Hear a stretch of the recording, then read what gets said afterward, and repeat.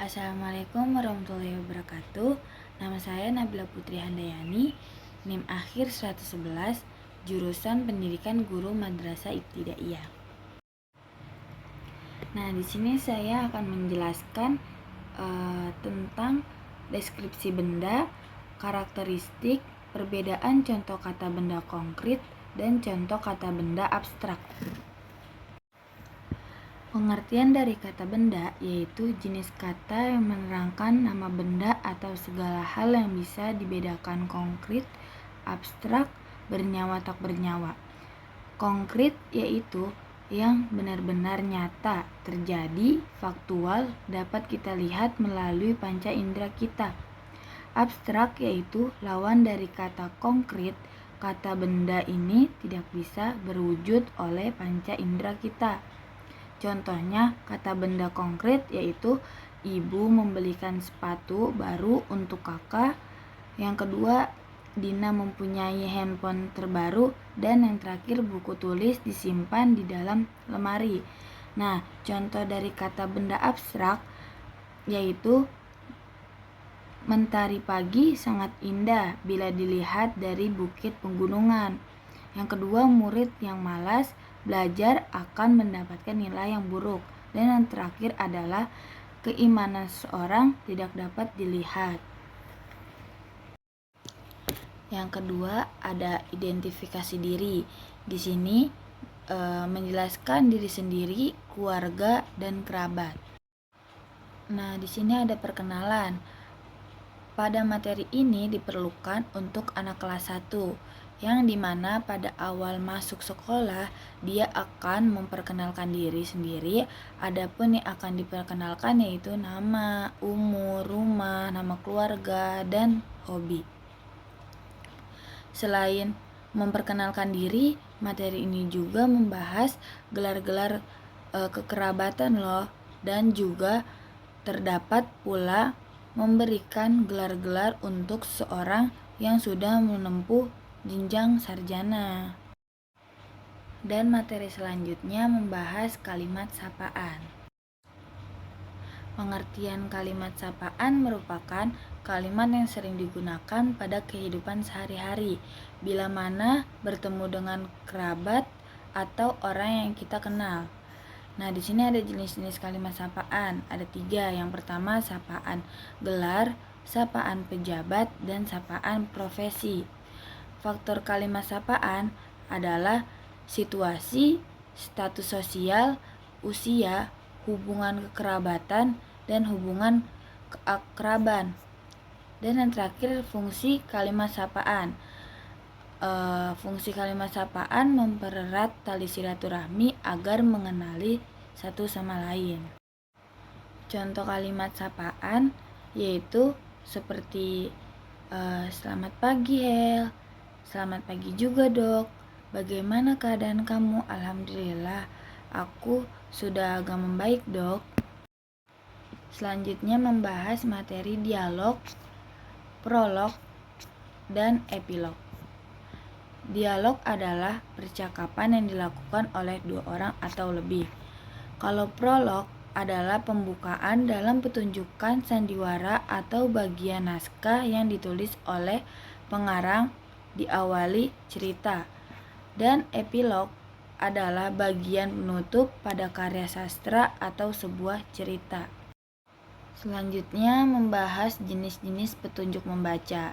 Membaca adalah mengungkapkan suatu imajinasi terhadap suatu pembaca yang disukai dan juga dimengerti oleh seorang yang dicintai. Tujuan membaca ada 3, menambah wawasan, memperoleh informasi faktual, dan mengisi waktu luang. Syarat-syarat menjadi pembaca yang baik adalah minat dalam membaca, keterbukaan pikiran, konsentrasi, dan memiliki kata-kata yang banyak. Dan selanjutnya ada tata cara membaca puisi dan teks.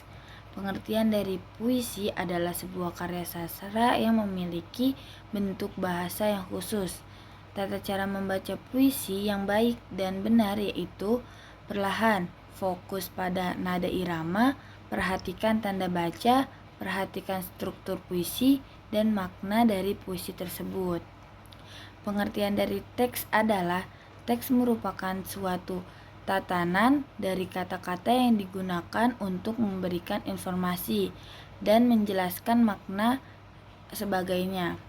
Tata cara membaca teks yang benar yaitu membaca dengan tenang dan fokus, baca dalam hati, gunakan tanda baca di setiap bacaan. Selanjutnya ada menulis tegak bersambung.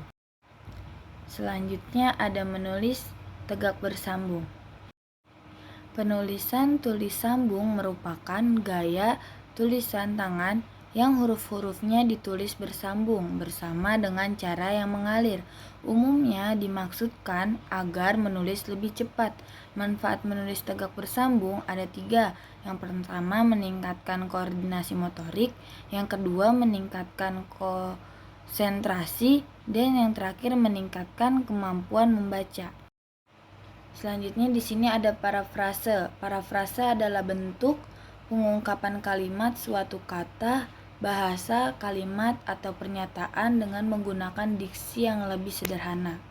Langkah-langkah dalam parafrase ada 3. Memulai kalimat pertama, pemilihan sinonim, dan yang terakhir mengubah struktur kalimat. Contoh parafrase, kalimatnya seperti Budi berusaha keras untuk menjadi sukses. Nah, diparafrasein menjadi Budi berusaha untuk menjadi orang yang sukses. Nah, selanjutnya di sini ada surat resmi. Surat resmi bisa juga disebut dengan surat dinas. Surat dinas adalah surat yang dikirim oleh suatu instansi atau lembaga kepada perseorangan atau ke instansi lainnya. Contohnya seperti surat yang ada di bawah. Dan ada juga surat pribadi. Surat pribadi adalah surat yang digunakan untuk berkomunikasi secara pribadi, bersifat tidak resmi, dan berisi tentang masalah pribadi. Contohnya seperti gambar yang ada di bawah ini. Nah, selanjutnya ada formulir dan kwitansi. Formulir merupakan alat dan bahan yang digunakan untuk mengorganisasikan serta mengumpulkan informasi. Kalau kwitansi adalah alat bukti transaksi yang memudahkan pencatatan informasi arus kas suatu bisnis atau perusahaan. Dan selanjutnya di sini ada naskah pidato. Pidato adalah pengungkapan pikiran dalam bentuk kata-kata yang ditunjukkan pada orang banyak. Pidato merupakan penyampaian gagasan, pikiran, atau informasi kepada orang lain secara lisan dengan metode-metode tertentu. Manfaat pidato adalah berfungsi guna mempermudah komunikasi antara pembicara dengan pendengar. Pembicara dapat menyampaikan gagasan, ide, serta konsep yang dimiliki pada pendengar. Sesampai terjadi interaksi yang saling menguntungkan. Itu saja yang bisa saya sampaikan. Semoga bermanfaat. Kurang lebihnya mohon maaf. Wassalamualaikum warahmatullahi wabarakatuh.